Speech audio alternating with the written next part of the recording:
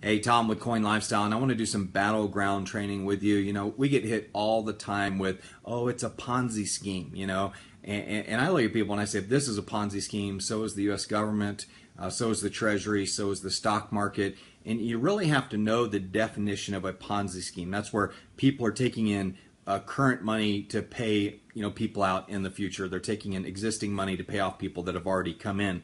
Well, OneCoin's not doing that. Okay, when you understand the mechanics of our business model, number one, when OneCoin collects money for a product, it's an educational product.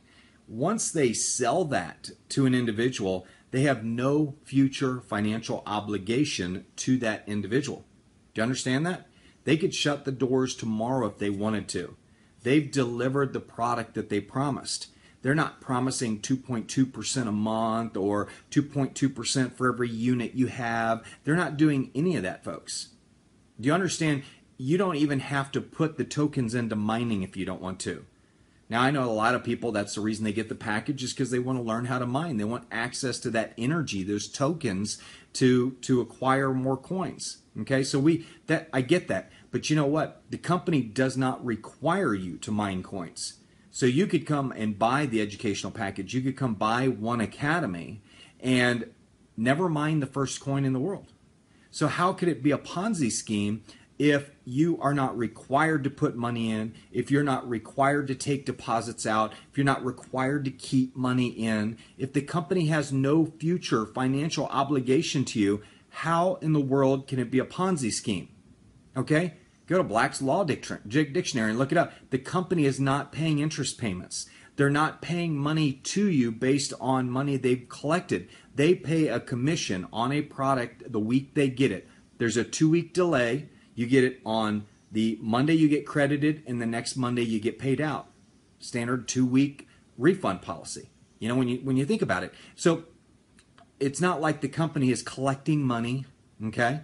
And they're saying, oh, we owe this to you in the future. They are allowing us to take 40% of our commissions and put it into buying tokens or coins that we have the right. Does the company have the financial obligation to buy those coins from us? No, they don't. So how can it be a Ponzi scheme? Okay? The company has we have agreed to the terms that we would accept this digital money in lieu of compensation. Okay?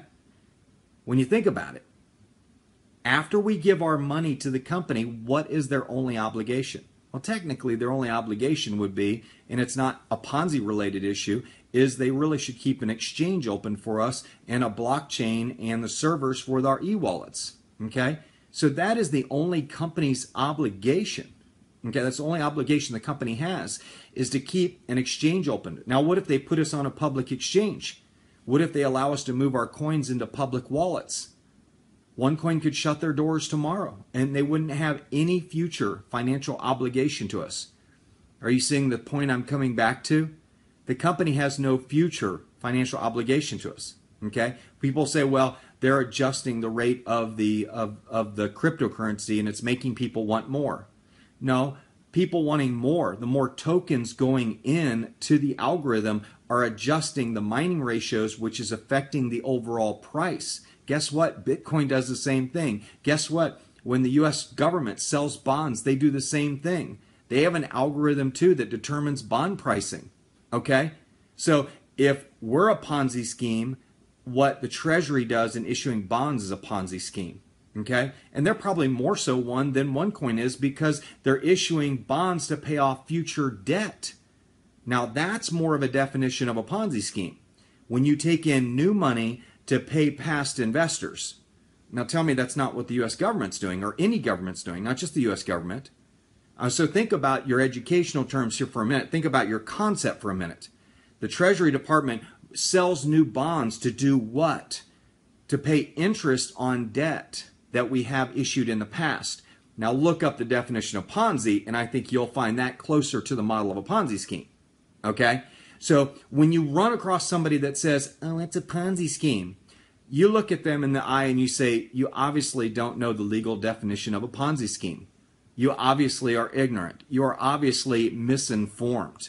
And we have all these expert bloggers out there, and they've never even looked at Black's Law Dictionary. They've never even been through a battle about what a Ponzi scheme is.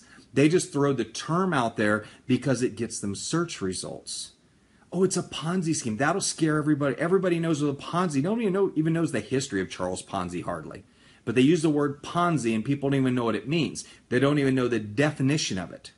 So when you go out there and you hear that term, or if you have been scared away from our opportunity because somebody threw out that term, well, shame on you.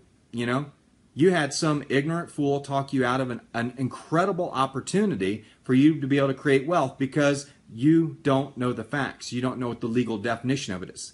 So you tell me, and I'll end it with this. What is the company's future financial obligation to us? Are they required to buy our coins back? No. Are they required to buy our tokens back? No. Okay. Do they pay us an interest rate on our money? No. Do they determine the price of the coin? No. The algorithm does, and the amount of competition that's created by the sales. Do you know if the sales dropped off on OneCoin, do you know what would happen to the mining ratio? It actually would go down. And you know what that would do to the price of our coin? It would go down. So yeah, if our sales were to slow down, the mining ratio could actually come down. I don't think that's going to happen, but it could. Somebody could come out with something better and the sales force leave and go to that. I doubt it. Okay? I think Dr. Ruja's put together something pretty awesome. But by legal definition, folks, it's not a Ponzi scheme.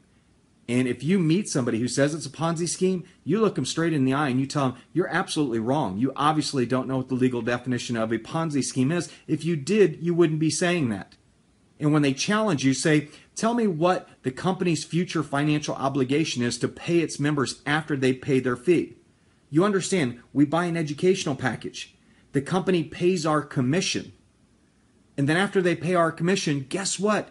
They have no future financial obligation to us. They are not paying us interest. They are not paying us returns. Okay? They won't continue to pay us commissions unless our sales organization produces new sales. Okay? If our sales stop, guess what? Our commissions stop. There's no auto ship. Now, if there was an auto ship there, that might be grounds for saying, oh, there's a Ponzi scheme here. There's no auto ship. There's no requirement to get your check. Do you understand? This is not a Ponzi scheme. Understand your legal definitions. Wake up. Quit being convinced by ignorant people that are spending time going around and telling everybody the sky's falling. The only Ponzi scheme I see in the world right now is the currency that we deal with on a daily basis. It's depreciated by 93%. And if you know what NIRP is, negative interest rate policy, we're getting ready to go into that. It's where they're paying people to take our money because it's so freaking worthless. And yet you run around and tell everybody that, oh, I'm scared, I'm scared. You shouldn't be scared. You ought to be scared about the paper that's in your pocket. Okay? This is not a Ponzi scheme. We sell a product. We get paid a commission. If we stop doing that, we don't get paid. Okay? But that's not the company's fault. That's the company's policy. Okay? So when you think about it, what is the future financial obligation of the company to do? To provide us an e-wallet in exchange, okay, and a blockchain. But if they move us into the public realm, the company has no future obligation to us whatsoever. So do you understand? We are not a Ponzi scheme. And if somebody has scared you away from this opportunity with that stupid argument, you are the one that got conned.